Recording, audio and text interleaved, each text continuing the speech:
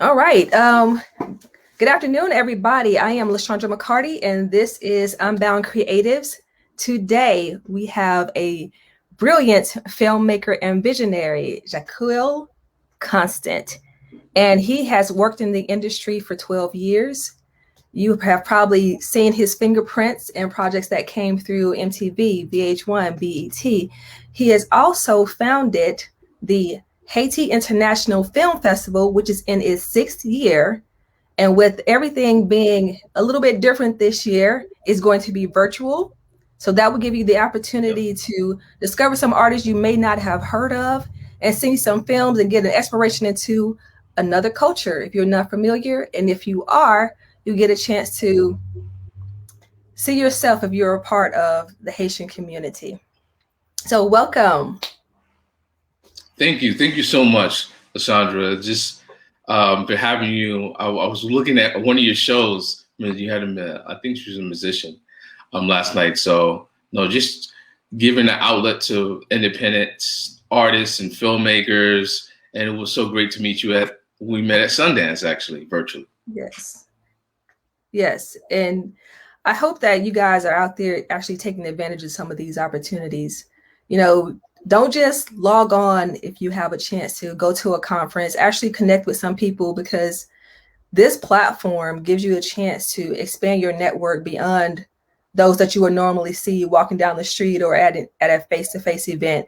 And since we don't have the opportunity to do that generally, you may as well really branch out and introduce yourself to some people because there are some really cool people out in this world who are doing a lot of amazing things. And you never know how you could connect to help one another along this journey. So I'm going to be checking our feed to see if anybody has any questions for you. But my initial question, is going to be an easy one, is what started you on this journey? Like, why filmmaking? Um, what really started me, I saw Malcolm X when I think I was like in middle school. And that was like really, just see the civil rights leader like fight for his community. I mean, he ultimately sacrificed with his life. So just seeing that from like all the Hollywood films that I was seeing, that by Spike Lee, that it's like I know I want to do that. I was young enough, or it probably took me years to even want to like be a filmmaker. But that was the first thing where I was like, I want to make films like that. Then being raised in Hollywood, having like people who went to film school who were around me. So I was in that environment where people were going to, taking acting classes and film classes. Like my mom friends who would come over. So I think that was like, okay, that's real. I see this film, but now I see somebody who's actually Yeah. pursuing this or writing for theater. So I guess being part of a creative community really was like, it was inspiring me and let me know I could do that. So I started, at a pretty young age, started producing my own TV show on like public access, and it was doing things that I didn't even know I was, producing or directing. I didn't even know the names. Like I remember I saw Jermaine Dupri at the Beverly Center, and I gave him my card. He was so gracious with me. Like, okay, we'll get back to you. But it was like those, like I was young and I was just, I tried to like shoot my shot. I did, I think I saw music videos and it was the 90s. So everybody had like a fashion line and, seeing like, P. Diddy and, I think it was just like, I was like motivated from seeing that. Then it's like actually going to school, like, oh, this is actually really hard. It's not like what you see, So I think actually being aspirational and seeing other young Black entrepreneurs, but actually going through it, and I was like, oh, I'm gonna stick this filmmaking. Fashion is too much. Um, yeah, so I think those were, and just to change the narrative of, I was tired of seeing like, Black people generally shown in negative roles, and I was like, when I knew that wasn't my experience, so I just wanted to show the person that was working at UCLA or, what I mean, that was a cook or just a regular, nurse's aide, like people that were working. That's the environment I was in. So I wanted, and just everybody thought, being raised in Hollywood, like, you sold drugs. Like, no, not every black person. Really? Yeah, because it's stereotypes, then they just think that, if they see a black family like me, my family, they think of negative things, and you're like, not. And so I think that taught me from a very early age that imagery matters a lot, because people put you into a box. So it made me want to tell films that were different, because I knew my day-to-day that wasn't my day-to-day. So how could I be honest with myself if I was, creating these negative images? So it's really interesting that you bring that up, because I grew up in the 90s as well. And when I looked at, even though it has its own little controversy around it now, but when I looked at the Cosby Show and the dynamics there, and, this family that watched TV together, did really fun things, sat around the dinner table. Exactly. Where music was kind of really infused all throughout, even for random moments. I felt more connected to that than, shows that came out like South Central, or the way I felt more distant from it. And it's so crazy whenever you hear people say, well, the Cosby Show wasn't realistic. But for some people it was. For some people, even if it wasn't those same particular occupations, but those family dynamics were still the same. Yep. When it rained outside and we couldn't go outside and play, my dad would make cookies and we break out the board games. Like, not everybody's life was riddled with gang violence or drug use, or, all of these other negative stereotypes that media has seemed to taken a hold of and said, this is Black people. Yeah. And I think, like, knowing that, and being and learning about, I think, like, I was Pan-African Studies minor, because I wanted to, like, and there were some things I need to learn. I need to reprogram mind for all the negative things that you learn being raised in the U.S. There's no way around it that you're not going to see these negative images and it doesn't have an impact on you. And I remember one of my professors did this for a Black cinema class, did this particular exercise where he's like, what do you think of a Black child, a Black woman, and a Black man? And this was an all-Black class. They said so many negative things, and I caught it. And I was like, I said a couple positive things. Then he says, if this is what you think of yourself, you would call yourself racist, right? And we just like, whoa, we're college students, at least in our junior years, and he said, this is what you have to say about yourself. And, I'm not going to say them. You could imagine. Right. So you have to start looking at yourself in a different light. We can't talk about empowerment and movement if you see yourself in a negative light. So I think those things, like having those type of classes, like I went and seeked them out, because in my film classes, they didn't talk about Black filmmakers. So I had to, like, go that extra yard to find, or I would have to ask my professor about, then they would tell me about one, Gordon Parks. But, I was like, okay. No, I get it, because I like Spike Lee, but I need somebody that I can model myself after, Right. I get it, because I'm remembering my film classes, and I think in undergrad particular, there was French film was available. So I learned about Truffaut, but I don't even remember there being an offering of Black film. All that stuff, I took a French cinema class too, but I went there like, how are you going to find these French African filmmakers? I said, I'm going to go to the library. I went, they had like 40, had Ousmane Simbini. Then it made me like, oh, okay, that's somebody that's the father of African cinema. That's somebody I can connect with. They're shooting their films on motorcycles and shipping their films out to France. Like, then it made you like, it centered me. Or I didn't feel like, that was the first film festival I went to. I went to, not the first one, the Pan-African, but FESPACO, that was abroad. So that just showed me, whoa, look at all these Black and African filmmakers from all over the diaspora, who came to this film festival.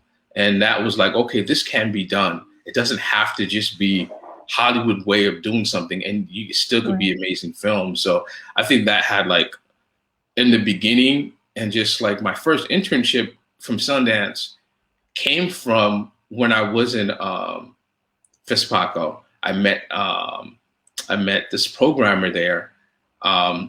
She was asking me what I think about Sundance, and I was pretty honest. I was just out of film school, so I was like, I didn't feel it was, at that time, it's changed a lot, as a diverse for independent filmmakers. But then she was like, oh, how would you like to work for me? I was like, yeah, I know I said all that, but I still like to have that experience.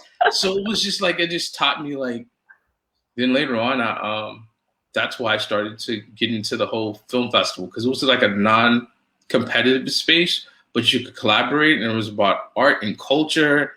And I think from then I just kind of like, in so many ways, just kind of fell in love with it, with like that, making films, but being able to curate films. And after the earthquake, people were asking me in Haiti, like, what are you going to do as a Haitian American, So I started with my own, my short film, Haiti's a Nation of Artists. And I guess going to New York, Miami, going to Haiti, and I was like, there's a revolution of other filmmakers who feel the same way that I do from the Haitian diaspora, who want to reconnect with their roots, who want to show Haiti in a different light. Mm-hmm. And after that, I went a step further. I was like, won't we do a film festival? Just not me and a couple of filmmakers, and just have a day that we can curate, all of Haitian films, So that's my first year was like in 2015. Then I've been doing it every year. I started at my alumni at Cal State Northridge. Then after that, I brought it out to the city because people don't want to go to the suburbs. So I had to bring it to the city, but I had it in LA last 3 years, but it was virtual last year because of COVID. And probably virtual again this year, but it allows us to reach a wider audience. Right. And I was like, and now I could be, instead of, we love the food and all the other stuff because you got to have that when it's in person. But now I think we had more time to just focus on the films and the messages. So I think it was like, we're like, okay, how can we, just like with TV, right, when it was competing with film, like I think in the 50s, you have to do something spectacular, something different, give more Q&As, do something like you're asking somebody to be on a computer, right, 4 or 5 hours. So I feel like if you're gonna do the film festival, get films that they can't usually see online, like really step it up, and people appreciate it because they're like, whoa, I didn't know these type of films, exist, and they see a diverse community because we get to have these Q&As. I think that's really powerful, even when looking at Sundance and being able to talk to the producers, the directors, and hear their perspectives. You have the whole cast sitting there, and people could really take advantage of promoting. It's another way to promote, then people end up finding out more about your project. And they may go look for it because they really like that person who was talking about it. Or they may have really liked the mission that you had behind the film that you were doing. And so they end up having like a deeper level in regards to a vested interest in the work that you do. And so and you're part of that ecosystem fully. I think it made you feel like, okay, because I think sometimes people were siloed a lot of times. But I think now it opens, and people from around the world were going. And this is the most diverse that I've seen it being virtually. It was just like, like cons, like from the Pavilion Afrique, they reached out to me to bring the Haiti International Film Festival for a showcase. And I was like, whoa, look at how things are changing. Like you're able to go to Sundance, the places that you thought that you couldn't, that was unattainable. During COVID right now, they are attainable. You could be in cons from your computer and make meaningful relationships because they know you must really love cinema. Like you're going to, you're getting in your laptop, you're not traveling, so I think if you make these relationships now, so when 2022, when everything opens up, I think you're going to have a leg up than people who just checked out for the last 2 years, who just kind of like this is what I do. I'm not. So I think I've had more opportunities to speak. You know what I mean? You know what I mean, to like people who are in Africa, to here, to you, and SE, in the South. So it's like it's great that we start seeing our world is not as different as we think it is. There's a Lashondra in LA, in the South, probably in South America. I mean, honestly, it opens your mind where you're like, oh, I could see that person in me. And this person can see me. So I think it takes away that the big broadcasting, we didn't get to see each other like this as authentic, full people. We got people got to see us only for your talent or what you're doing at the time, right? But this, they get to know who you are. So I think that's the advantage of like I find people more able, they want that. They want you to be comfortable and be who you are. And I think that's how you're able to connect more. Very true. I'm going to play your video. I'm sorry, your documentary. Because I think they need to see it. And when I saw it, I was like, oh man, I didn't know that. So thank you for sharing it. Yeah. I mean, we're in the industry for sharing. That we don't make the work just in the closet, Right. Let me make sure I have you up.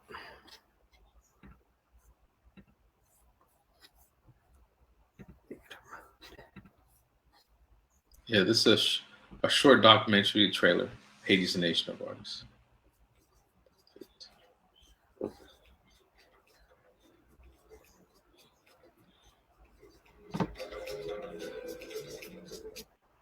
Haitian art has a deep history rooted in culture dating back to 1804, when Henri Christophe, the president of North Haiti, founded several art schools to represent Haiti in the world order. In the 1940s, an American art teacher, DeWitt Peters, established an art school in Haiti called Centre d'Art, which led to an art explosion, creating many Haitian artists, including two Haitian masters, Philomé Aubin and Hector Hippolyte. Aubin was known for his historical images of Haitian society, while Hippolyte became a world-renowned artist known for the mysticism and surrealism in his paintings. This rich tradition of Haitian art continues today, from the art galleries to the street artists that can be found making bricolage art with everyday materials. That's the million-dollar question.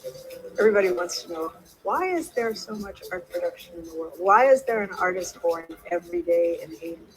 Why is Haiti a nation of artists? Maybe we're just born that way.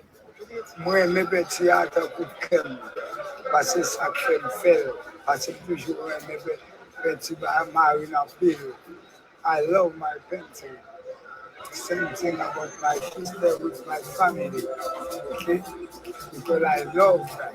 I mean, one thing that's surprising about Haiti is how fertile our imagination is and how resourceful people are there in utilizing whatever they have to create something practically out of nothing that looks like, that is interesting, beautiful, and different, because that's the trick. You understand? A lot of people produce very nice things and everything, but sometimes they are copies, they are pastiche of others. Our imagination is quite peculiar.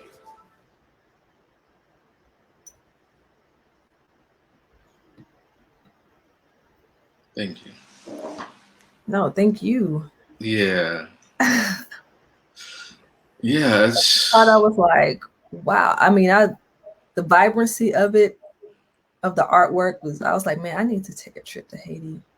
Yeah. Some artwork. It just changed it. Like, I ain't gonna lie, like me going to Haiti and shooting this documentary, like changed my life, honestly. Like, I wouldn't have became a curator. I wouldn't have, a lot of things I did that when I saw people didn't complain and were making amazing art with a lot less resources that we had, I think a lot of people who go there, they end up, it's it's like the energy you get when you go to Brooklyn, you know, the energy when you go to South, when you're in an environment where it's like, let's make it happen. And I think that's something that just like inspires me just to take the art to another level, and just showing like this is who we really are, you know. And I think there's a certain power in that when you're able to go back to, you know, where you're from, or you know what I mean, where your culture your culture is vibrant. So I think it's really you know, it's, and to be able to share it back to institutions where I work, you know, like I was working at Northridge, and I was able to bring it there, or bring it to my city, Los Angeles, you know, that I was raised, you know, bring it. And I think that's the point of, I'm starting to see that connector part of me, or that translator, like being able to make it, you know, make sure you have the subtitles, you know, so it could be worldwide. Right. Things like that. But that's because I'm raised in California. So I know, like, you want to make the project in a way that it's still global, but you want to have maybe some of the culture significance, you know, have some of the Creole in there just to give it that taste. So, but enough that people still understand the story. And just like we're in a process of post-production right now, and I have one of the translators, he's in the DR, and I send him the files on Upwork, and it's getting done. It's just like, and you're gonna get rejection in this business. But you're gonna continue to go on as long as you have a strong mission and you have a purpose. It's going to get done, you know, and it's going to get done at the right time. And I think this one Nigerian artist, Feli Kute, and he was like, things are done when they're supposed to be done. And like sometimes in the Western world, we put a lot of pressure on ourselves. Like it has to be done at this date. But when it goes to the world, you can't be like, oh, sorry, I did it. Quick, you know, can I go back? So I think it's best to have it really, or new, like this film, it's lived more than anything I've created. When you ask me that question, why I love this film, like, I can't spend 3 years. It's been at the film festivals. Next week is going to be at some art gallery. In 2 weeks, I'm like, this film just continues to like, oh, when I'm at, you know, from education to film festivals to like right here, you know, in my classes, I'm like, whoa, like you could make something. And that's why I want to make contemporary classics. That was when I was in film school. Like, okay, but I want to do it from a Black perspective. But I wanted to, like, when I saw those old Casablancas, I was like, okay, how can we? I think we have amazing stories, but just tell them in a way that it doesn't have. That was just the '90s. That was the 2000s. Like, say something. Right. It's not tied to a time period. Yeah, like jazz, like, you know. And I think I was influenced by like jazz music. You could listen to something in the 50s, and it still sounds like you could hear the person's pain. You could hear their aspirations, you know, and it's improvised. And I saw a lot of the French they were using the jazz music to make their film live. And I'm like, okay, how can, you know, I was like, how can we translate that and make our films classic in the sense that they're around for the another 10 years. You know, they're going to that National Registry in DC, like making real art, like making cultural films, but still make it where they're entertaining, not like straight art house, you know? Straight art, not too left, because we want to make some money now. You know, we want to make art, but and it's crazy because some people have to, you know, are trying to find a balance of how do you tell a deeper, more artistic story, but also make it so that it can be commercialized, because that's where the money is. Yeah, and that's, I mean, and it's not that, it's for you to be sustainable, to do your next project. Right. Honestly, it's like if you have to put some, it's film, there's art, but it's business too. Like you're gonna have to, and I don't care even if it's a documentary, they're still gonna ask you who's your star. You're like, but it's those rules still play a part.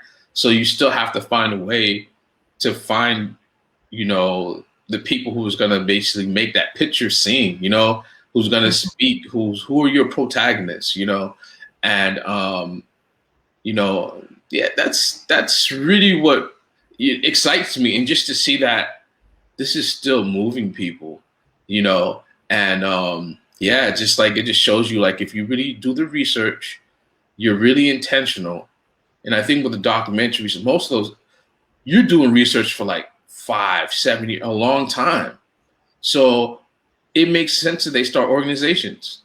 You know, because a lot of the UCLA documentary filmmakers, they started like, I think there was like this big like Asian film festival that's here in LA. I can't think of the top of my head, but it made sense. You're like, it makes sense if you're doing that research that you're gonna eventually you're gonna start an organization, and you have trust of organizations and the community because you've been dealing with them. You're not like for years. Yeah. You know, you didn't just come on the scene. So let me ask this, and we've talked about this. Mm-hmm. It takes such a long time to actually produce a film. Yep. You know, I think that I know that phones have given the illusion that it only takes a minute. You know, you just go outside and you do a quick. But the filmmaking is very different than doing a quick live or even a 30-second video, because you're trying to tell a longer story and bring something to light that maybe the audience had no idea about, particularly if you're doing documentary, or trying to develop these characters that you hope that people either love or hate depending upon your goal. Right. So if you spend years doing this and you do a run with festivals, how do you get, I guess, your bang out of the buck? Like, how do you get more longevity out of the festival run so that you can actually, I guess, maximize the time that you have put into creating that artwork that took years to do? I think you're going to have a festival strategy, and where you premiere your film has a lot to do of where the film's going to go. Like Pan African is one of the biggest film festivals. Like I would say, if you're doing Black content, you're trying to hit the New York.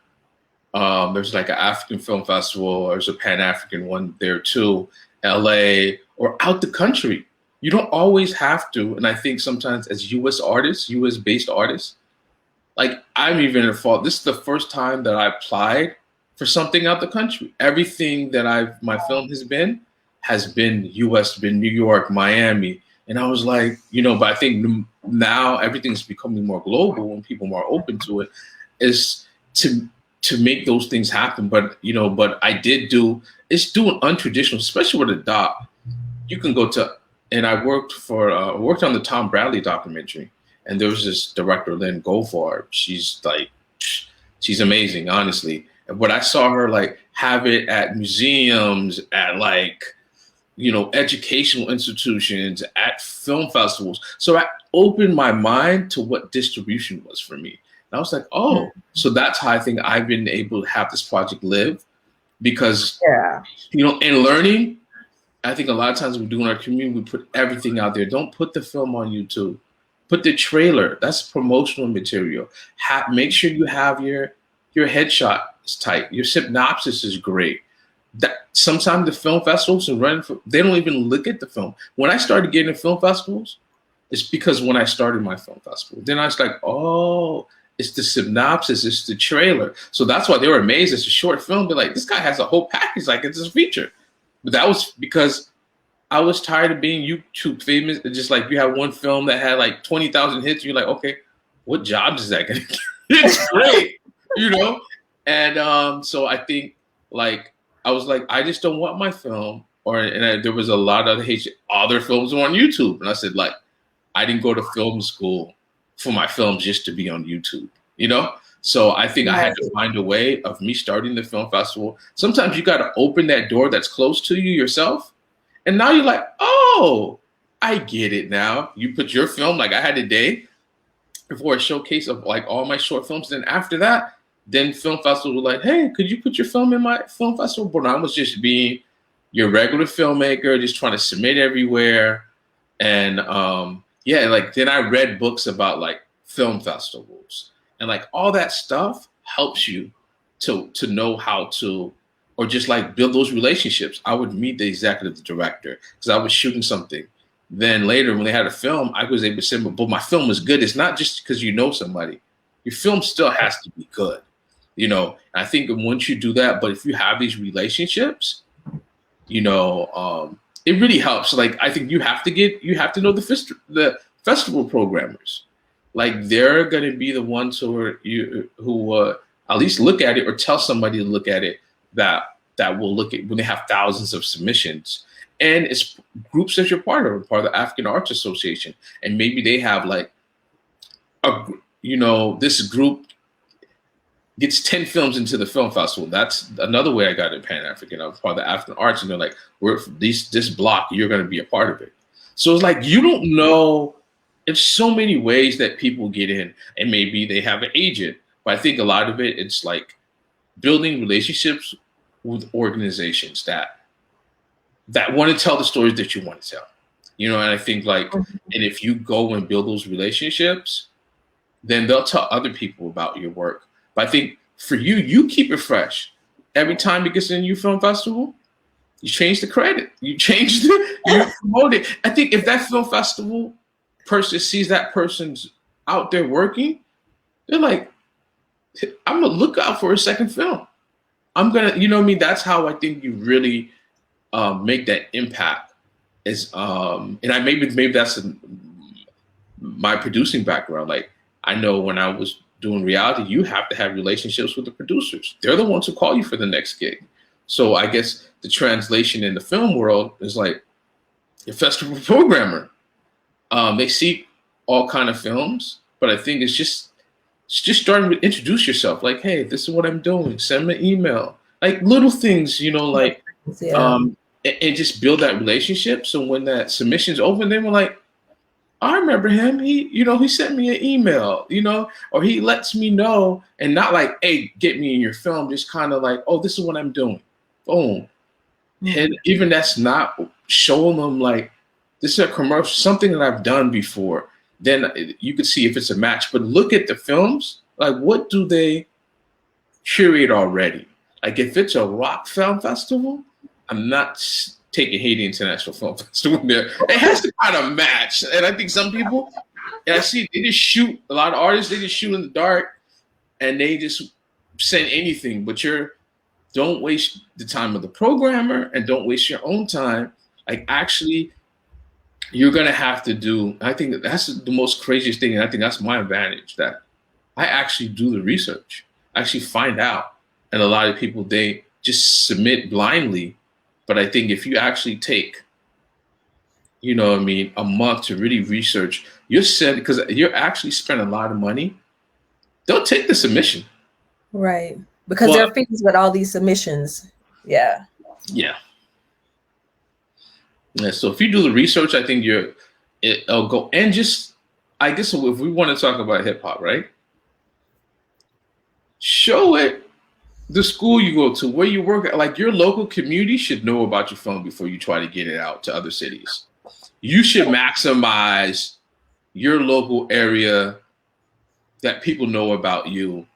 You're going to get written up, or even if you do something, somebody from another country may come. I've had that happen where, whoa, can't get any local press, but this person came all the way from France to write an article. And it's crazy, or sometimes it may be somebody you went to high school and now they're journalists. And we have to understand, to tap into your network. People who went to high school, they're professionals now. They run papers. So it's just like, but they want to champion you, but you have to be doing that excellent work. And they're like, oh, I remember you. So I think all those local connections, it definitely helps. Like, if you really tap in, and I think I read this one book on marketing, and it was like it was about that, like thinking about your barber, your teacher, like people who are locally in your network. I think a lot of times we just want to go for the agents, but like they have money too. They have influence, they know other people. Right. People don't even think about that when it comes to just their own business. They'll just go, okay, I'm hitting my target audience, which is great, and you're supposed to do that, but that doesn't mean you leave out the people who support you in other ways, or the people that you support, Exactly. And the people who really want to see you they basically want you to see you do your best. Right. So, and they have clients, they deal with people all the time, so I think it's really, There's opportunity all around you if your eyes are open. If your eyes and ears are open, you could be in a barbershop and it could be an attorney that's right there if you were listening. And if you were ready, you had your card, you could talk to them because you're in a non-competitive space. You're in a space where they're relaxing, they're getting a haircut. Maybe for me, I found it's easier for me to build relationship in the non-competitive space. Because in production, that person won't what you want. When you go networking, but I think in not trying to talk to 50 people that night, maybe you concentrate on 5 that you make an actual connection with. So I think another part of the business is the networking, but actually not networking, building relationships. Building relationships. Like act like you're going on a first date. How you doing? Simple. Like it sounds. No, you're right.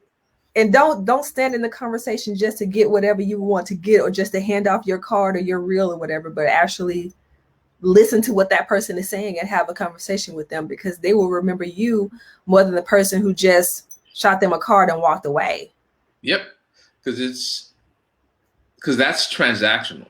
Right. But this is a relationship-based business. Everything that you're going to get is going to be somebody that you worked with before. You impress them in a way that you didn't know that because you were probably being sincere and just doing your work. Then when they have an opportunity, they're going to call you first. So I think that's really how, if you really want to do it and have longevity, is be excellent with your work and get your craft, your education. Like if you want to be a cinematographer, you need to watch movies. You need to get some equipment just to shoot. Be around others, DP, like get around that universe. If I need to learn to edit, that's the kind of person I start hanging with editors.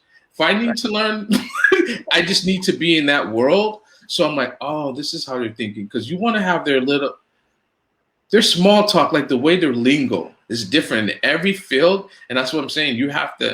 This is a film that dedicates a lot of time, So if you want to be, especially an independent filmmaker, so you need to know about directing, you need about producing, you need to know about writing, you need to know about all these different things for you.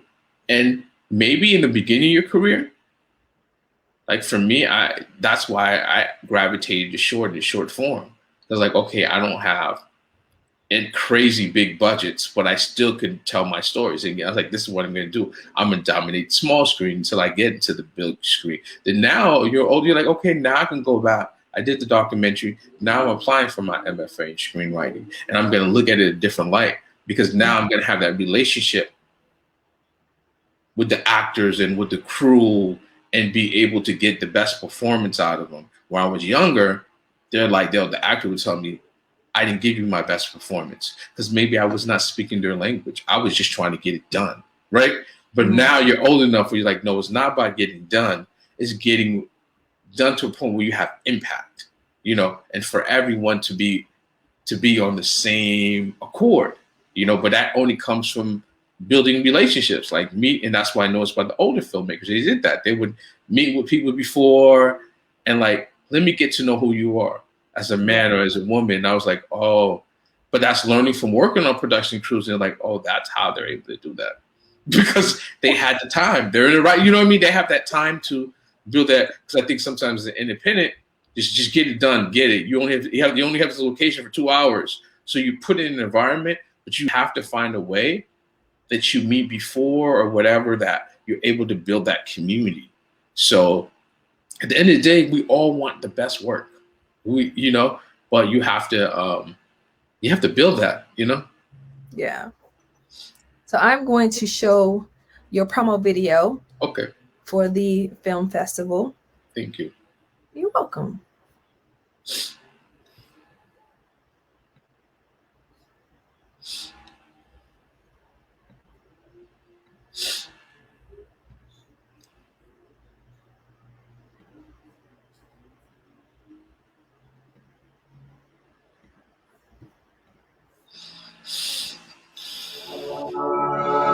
Bonsoir, Haiti! The film festival is absolutely amazing. It's inspiring because all of the work that we're seeing are from Haitians and friends of Haiti who are so enthusiastic about the culture and the history and the whole Haitian diaspora and how different and inclusive it really is.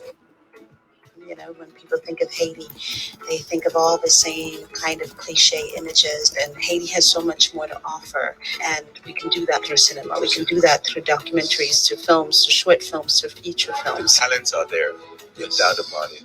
I'll definitely keep on pushing, and I do have a few projects that could potentially involve some of the Haitian filmmakers as well. Hollywood is a cultural project that goes across the world, and that's what we're doing with the Haitian International Film Festival. We're showing what Haitian culture can do throughout the world. If you believe this art form is for you, and you believe you are ready for this industry, study. Study the people before you. Do as much research as you possibly can. Haiti and Hollywood is going to have a platform. All of the filmmakers, actors, now has a home with Haiti International Film Festival.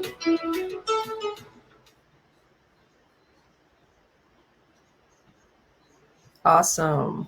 Thank you. So I know that you are in the beginning of your planning process, but how can people connect? How can they keep up with it so that when everything launches, they know?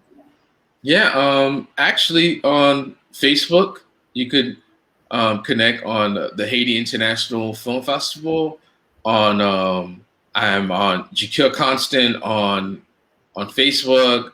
I'm on LinkedIn.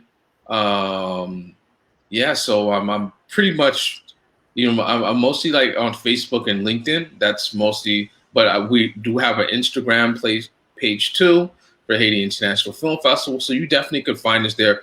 We post everything there, and we have the film festival, a website, HaitiInternationalFilmFestival.org. So that's when you can find more information. Yeah, because we just launched our Haitian Filmmakers Mentorship Program. So we started last week. No, this is our second week. So yeah, it's just like we have filmmakers in Haiti, New York, Miami, Haitian and non-Haitians who and after they get like a 4-week training where first they learn about the pre-production process, then production, then post-production and actual distribution. And we get a guest speaker to come in every week. So we just want to show that there are professionals, people who are doing the work. I think a lot of times people don't get to see that, and their final project is for them to do a short film about what does Flag Day mean to them, and that's on May 18th, and we're putting it on our website, and later on when we have the film festival in August 14th and 15th, and we're planning to expand in Haiti in November. So yeah, it's awesome. It's great just to, and not waiting. I guess I've always been like that. Like, oh, let's wait. No, let's make it happen. And I partnered with the Haiti Tech Summit and one of Einstein and Einstein and Tim, and he was like, then waiting until we have a building, let's just do this virtually. And that's what we did. They're like, how you getting? I said, they're in Haiti. They got their phone. If they can get $1.3 billion a year from the Haitian diaspora, you can get on the phone. you got the internet. That makes sense to me. Like somebody's calling them, and you're able to go to Western Union and get your money. So, so I think you could, you could be, and it's happening. People are like, how are you going to do it? I'm like, people want to do something, and I think from going there and knowing the culture, it's like, nah, you may not want to see this. Maybe they're not interested, but if they're interested, and if it's something that's of value that you created, people will be there. Very true. Yeah, that's true. Well, thank you so much for your time. Is there anything else you want to share before we drop off? Yeah, I just want you guys to look at we're in a process of creating streaming for the film festival, so it could be all throughout the year. So just look out for that, and we're planning to launch that hopefully by May is Haitian Heritage Month. So we're really trying to get things together for that. And yeah, we're just, just finding ways to show the community in a different light. And I think it's changed my life and other filmmakers and actors like change their life too, because they're like, whoa, I could be a host, or I could do this programming in Haiti or in the US. I mean, the limits, it's the self-imposed limits that we put on ourselves. And once you start, I mean, I'm not gonna lie, it's a lot of hard work. Like, it's work, but it's fulfilling work where you're like, oh, I'm leaving a legacy, because this is really right now that we're leaving a legacy for the future. I don't want what I went to when I got out of film school. Like, there was no infrastructure.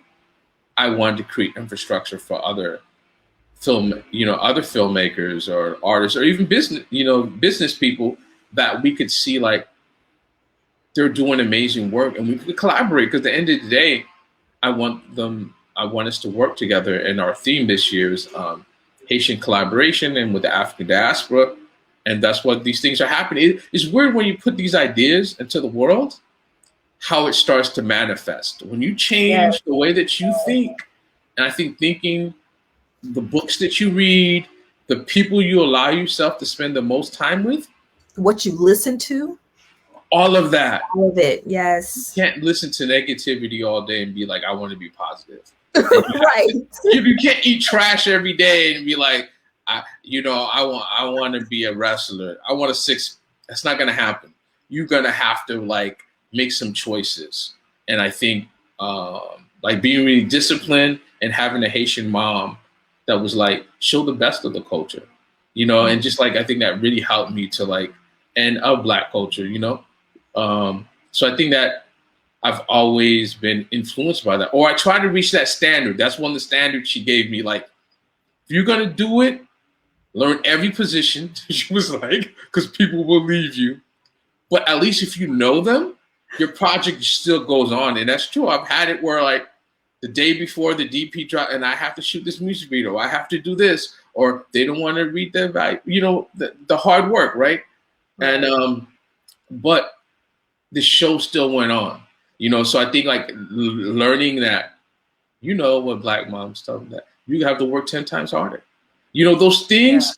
Yeah. I think she gave me a very realistic, where I think some people, they crack a little bit because once they really see the work, they weren't prepared for it. Where I think she gave me a very realistic outlook. She goes, you're a Black man. These are the things that you're gonna go through, and these are the things. And like, even my mom, she passed away a year ago, and I'm like, whoa, she prepared me for all the stuff, because she was like, I want you to.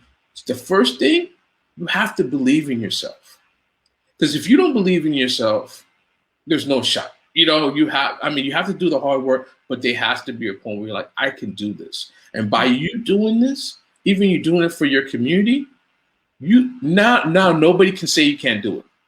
Nobody can say you can't do a film festival or a mentor program. They're like, because you're actually doing it, and you're, it's heavy, but I think, it's just like we have to believe in ourselves. And I think, our ancestors will be proud that we're able to do this Zoom today and be able to communicate. I'm in LA, and, it's just, and you can communicate with the world because we have a podium, we have a platform, but how are you using your platform and your talents? So, yeah. True. Well, thank you so much for your time. I certainly appreciate it. I am glad that we met.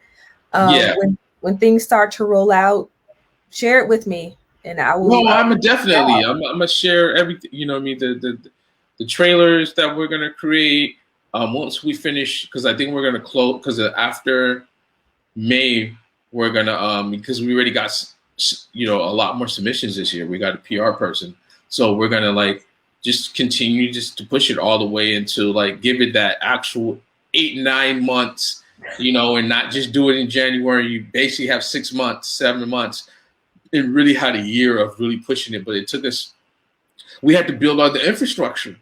Right. And, and that was like the hard lifting. I say the first 3 to 4 years was like really getting it all together. But now we do have the infrastructure. So now it's just, just pushing it where other people are asking us to bring our film festival other places now. Or can we, so it's growth in that, There is. Absolutely. All right. Absolutely. Well, thank you so much, Lysandra. Oh, you're so welcome. And I definitely we'll hit you up because I know you do graphics, and let's definitely talk. So Yes, yes. all right. Well, thank you so much. You're welcome. And thank you everybody who tuned in and those who would jump on later.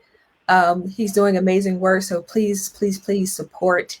And you can follow UNbound Creatives. I will be making sure that I share what is happening with the film festival. And you can also follow his page at the Haiti International Film Festival to keep track of what's going on in regards to their mentoring program and see the projects that are coming out of that, as well as the new artists who will be profiled and who are sharing their work with the world. We have got to be supportive of one another.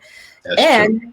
At 3:30 Central Time, come back here. We will be talking to Cece Shabazz, who is a creative director. She has been in design for decades, and she's going to share some nuggets of what her path looked like and how you can jump in and the importance of representation in advertising and marketing. I look forward to seeing you there. Bye. Thank you so much for having me today. Oh, you're welcome. I really appreciate that. No problem. Thanks. It was great. Okay.